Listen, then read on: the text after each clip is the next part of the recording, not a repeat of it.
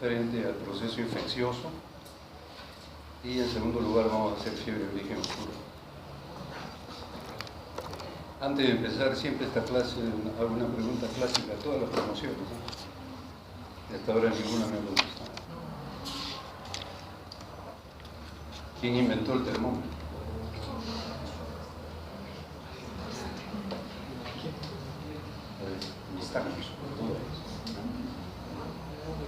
El termómetro lo inventó Galileo Galilei,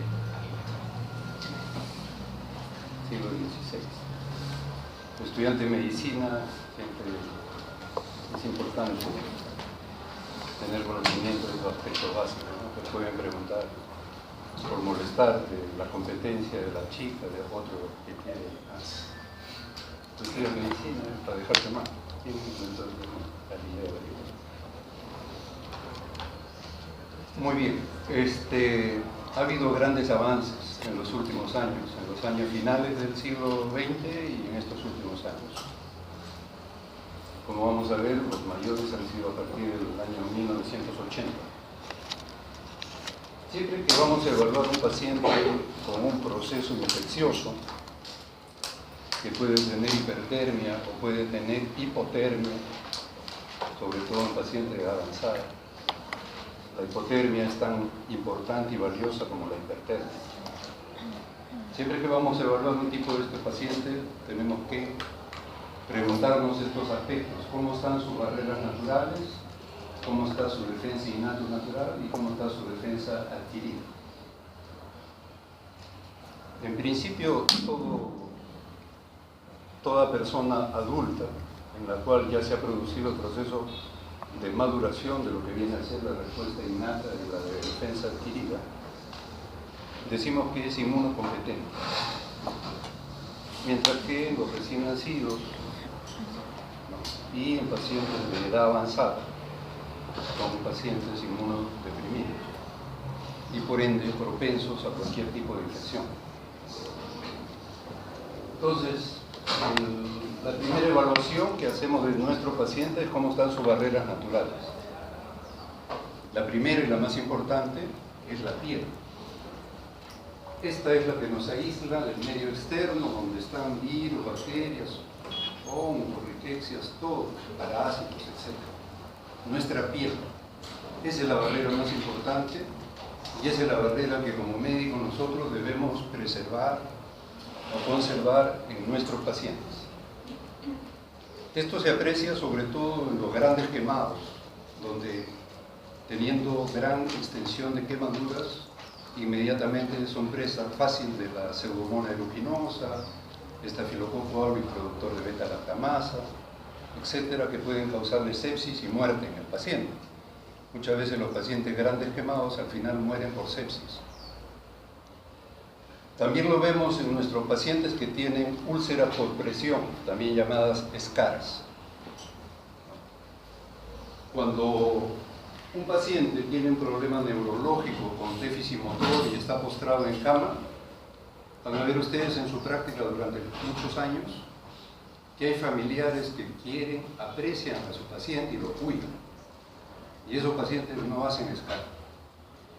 Mientras hay otros pacientes abandonados, los cuales fácilmente hacen SCAR porque el personal de enfermería y el personal de auxiliares o técnicos de enfermería no se da abasto, no cuida al paciente, no lo moviliza cada 2 horas como debe movilizarlo, no le echa talco a la piel, aceites para la piel, etcétera, para preservar y evitar de que haga úlceras de presión.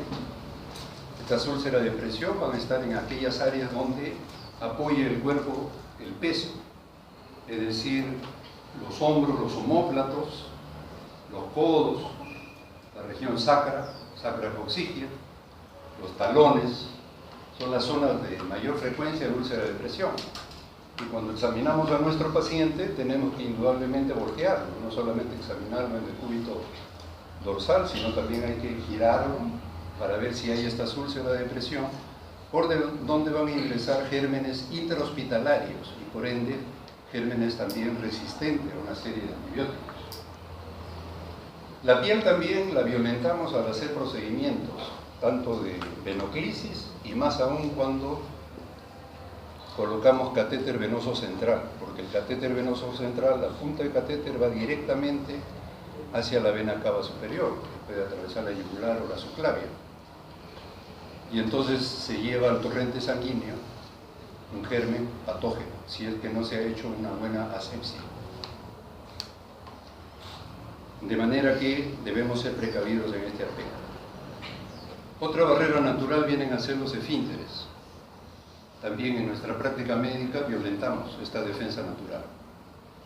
Paciente que viene con accidente cerebrovascular, como va a orinarse en cama, se le coloca una sonda Foley. Al colocar la sonda Foley se rompe la defensa del esfínter urinario y por ende podemos introducir una infección urinaria que a la postre puede causar la muerte del paciente. Si vienen insuficiencia respiratoria con una presión de oxígeno arterial de 60 o menos, indicación de tubo endotraqueal. Rompemos el esfínter de la glotis, que es otra barrera natural que evita que los gérmenes ingresen hacia la tráquea y el árbol bronquial. De manera que estos procedimientos, sonda vesical, colocación de tubo endotraqueal, ¿cierto?, todos ellos deben ser con la mayor asepsia posible, porque vamos a introducir gérmenes altamente patógenos. Bueno, además de ello,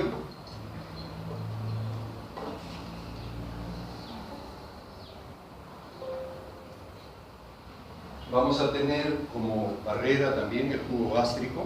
El pH del jugo gástrico es sumamente ácido.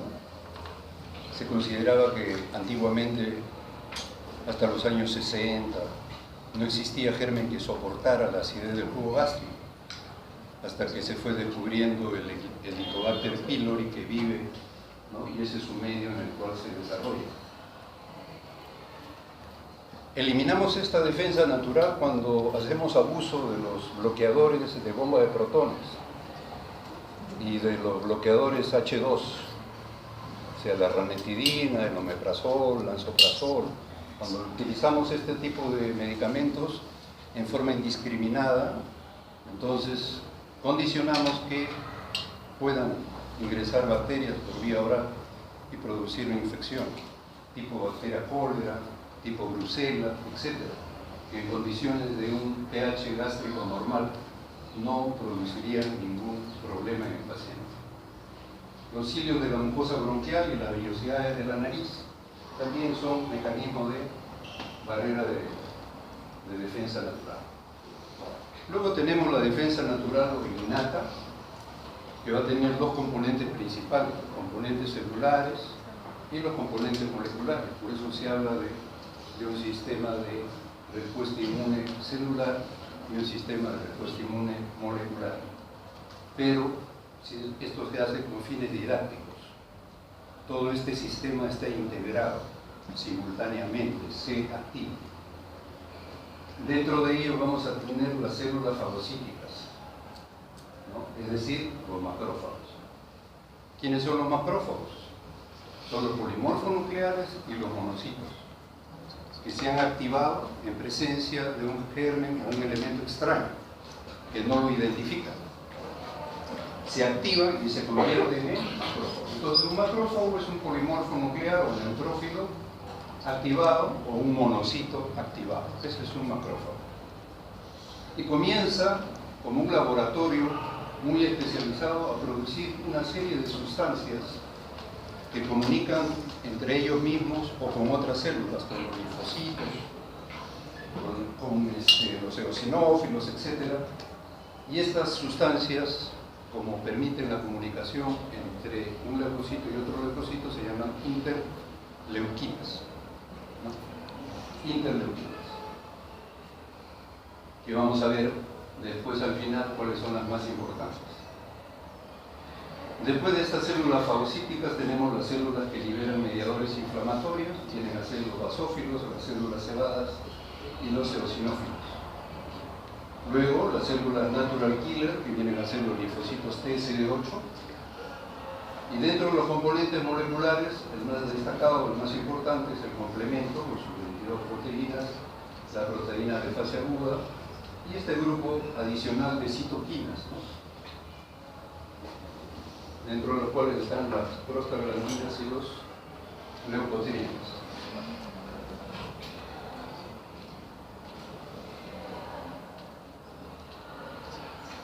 En este diagrama vamos a poder sintetizar lo que está escrito anteriormente. Este es el corte de un vaso arterial o venoso donde tenemos el endotelio. Esta es la pared del endotelio, esta es la otra pared del endotelio. En condiciones normales, este polimorfo nuclear o neutrófilo, también puede ser un monocito, viene y golpea la pared. No lo hace sin razón alguna, sino que tiene un fundamento. En la superficie de este polimorfo nuclear, ¿cierto?, hay un receptor, hay una molécula que es la selectina leucocitaria o L-selectina. Esta selectina leucocitaria, cuando viene y golpea la pared del endotelio, se une a este receptor en rojo que se llama Ciaguy-Lewis. Cuando se une, dice todo está bien, no pasa nada, golpea de nuevo hacia al otro lado del endotelio como si fuera bola de billar para unirse de nuevo a otro receptor Ciaguy-Lewis. Si todo está bien, se vuelve a desprender y sigue de esta manera mediante un fenómeno de Rowling circulando. Pero cuando se presenta o se haya recibido la información de que hay una invasión bacteriana,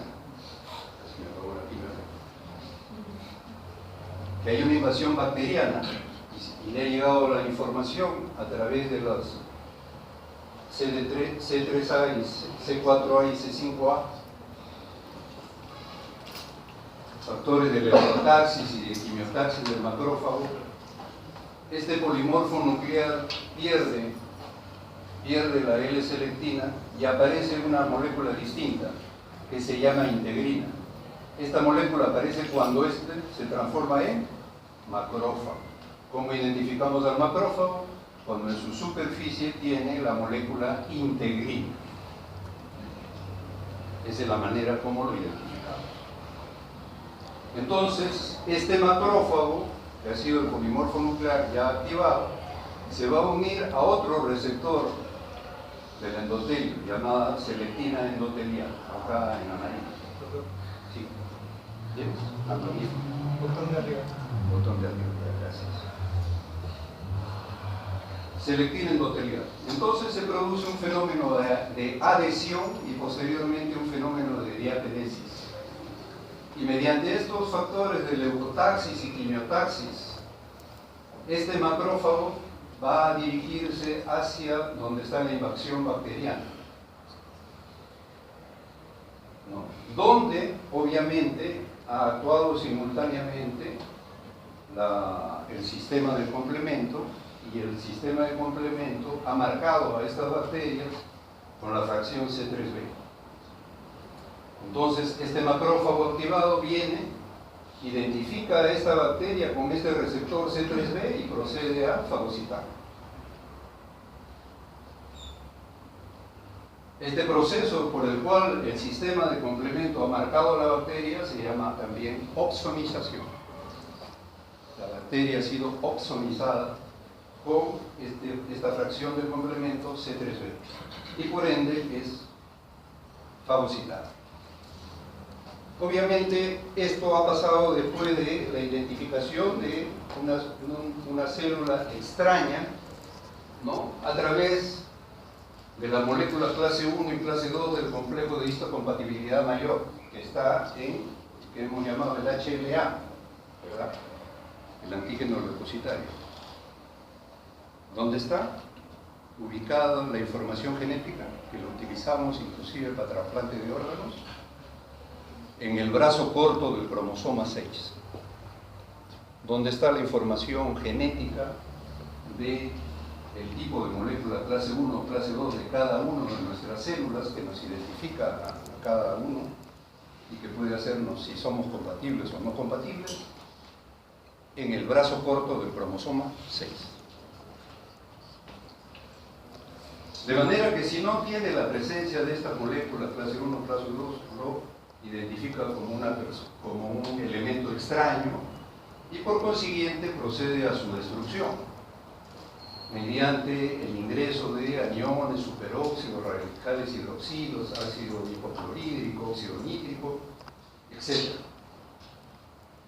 Por otro lado, ustedes también en su clase de patología ya recuerdan este término que es la apoptosis, ¿no? La apoptosis es la muerte celular programada para que se realice este proceso de apoptosis y la célula que muere sea retirada de la circulación.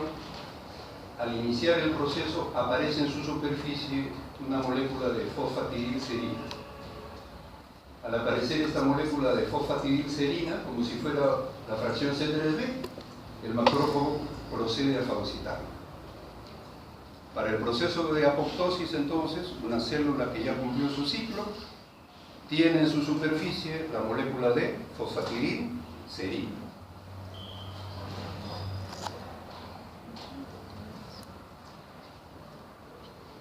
A fines del siglo XX, a pesar de que ya se conocía esta célula, y ustedes en patología, en el microscopio la han visto, ¿no?, en el granuloma tuberculoso, esa célula gigante llamada célula de Langerhans, ¿cierto? A fines del siglo XX se identifica y se esclarece las principales funciones de esta célula dendrítica interdigitante y mereció el premio Nobel en esa fecha. Esta célula dendrítica o interdigitante también se le conoce como la célula presentadora del antígeno. Es la célula que ubica al agente invasor y le hace un análisis computerizado, lo decodifica en su composición. Y toda esa información después va hacia el vaso y al timo y se lo transmite a los linfocitos B y a los linfocitos T. En los linfocitos B, para que, en base a esa información de las características del agente invasor, prepare las inmunoglobulinas M en la fase inicial y G posteriormente para mantener la defensa del individuo. Entonces, es un rol importantísimo de la célula dendrítica interdigitante, también conocida como célula presentadora del antígeno.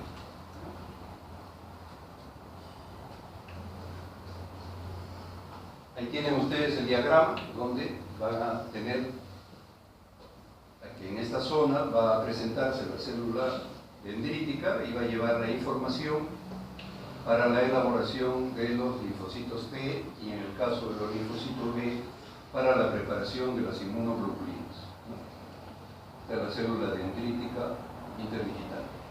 Va a proceder a la identificación mediante los receptores que hemos dicho, clase 1, clase 2, y si no está presente en la superficie de esta célula, procede a destruirla. Si está presente, no pasa absolutamente nada. En otro diagrama vamos a ver aquí, por ejemplo, las células natural killer, los linfocitos TCD8. Fíjense ustedes acá la molécula clase 1 que está en la superficie de esta célula normal, y el natural killer tiene dos receptores, un activador de destrucción y un inhibidor de destrucción. Si la molécula clase 1 está presente, se activa el inhibidor, de manera que el linfocito T no le hace nada a la célula porque es normal, la ha identificado como propia. Sin embargo, una célula extraña que no tiene esta célula clase 1 o es totalmente diferente, distinta, por ejemplo en el trasplante de órganos, entonces el linfocito T procede a su destrucción, formando perforinas e introduciendo gran enzimas para la destrucción porque no la ha identificado como célula propia.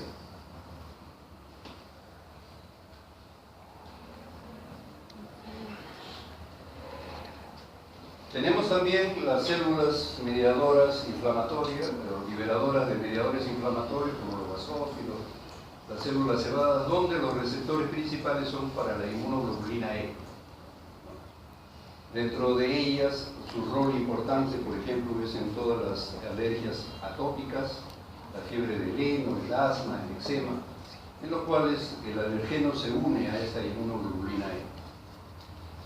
Ello va a llevar a la activación de dos vías, la ciclooxigenasa y la vía de la lipoxigenasa, que van a actuar sobre el ácido araquidónico.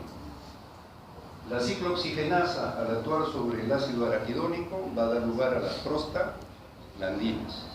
En cambio, la lipooxigenasa, al actuar sobre el ácido araquidónico, va a dar lugar a los leucotrienes. Estas células van a ser activadas, nuevamente rescaten ustedes la importancia de las fracciones C3A, C4A y C5A del sistema del complemento. Este sistema del complemento, 24 proteínas, decimos que puede ser activado. Al inicio se consideraban dos vías, la vía clásica y la vía alterna de la properdina, pero posteriormente fue descubierta la vía de la lectina. Y también la lectina cambia los conceptos de la medicina. Hemos hablado de moléculas en la periferia de las células como receptores, ¿verdad? La lectina es un receptor soluble, no está adherido a ninguna superficie molecular, está diluido en el suero, en el plasma, y circula por todo nuestro organismo. He ahí un receptor soluble, la lectina. Entonces, es la tercera vía por la cual, al identificar la proteína, la presencia de manosa, se une a la lectina, formando el complejo manosa-lectina, como vamos a ver. Estas tres vías clásicas, las pueden ustedes después revisar. Perdón, esas tres vías dentro de las cuales tenemos la vía clásica, como recuerdo, tenemos lo siguiente. La fracción 1 del complemento tiene las subunidades QRS. Esta es la fracción 1 del complemento. Este va a actuar sobre la fracción 4 y lo va a partir en C4A y C4B. El C4A ya hemos visto qué cosa hace. Participa en el leucotaxis, la quimiotaxis del macrófago y la activación de las células productoras de sustancias inflamatorias, ¿verdad? El 4B se va a unir a la fracción 2. Forma este complejo C4B2A, que es el que va a partir a la fracción 3, a la fracción 3 del complemento. Y lo divide en 3A y 3B. Este 3B, ¿qué hace? Se une al agente invasor, opsonizándolo, para que el macrófago vaya después y lo fagocite. Y la fracción 3A, igual, leucotaxis, quimiotaxis y activación de las células productoras de sustancias inflamatorias. Aquí están las tres vías, de las cuales en este lado tenemos la vía clásica, que es la vía de la formación de antígeno-anticuerpo, ¿no es cierto? Que la han visto ustedes hasta el cansancio en su clase, el capítulo de reumatología, en medicina 1, con todas las enfermedades autoinmunes, ¿no? Y en hematología también, para las anemias hemolíticas. Bien, aquí entonces tenemos la vía alterna de la properdina, donde vamos a tener el factor B, que se va a unir a la fracción C3A, y al final, igual, parten la fracción 3 en 3A y 3B. Y la properdina, con el 3B, va a poder, y además del factor D, van a activar a este C3B, que va luego a actuar sobre la fracción C5. Igual la vía clásica que habíamos visto, C4B y C2, que se llaman C3 convertasa, para producir el C3B,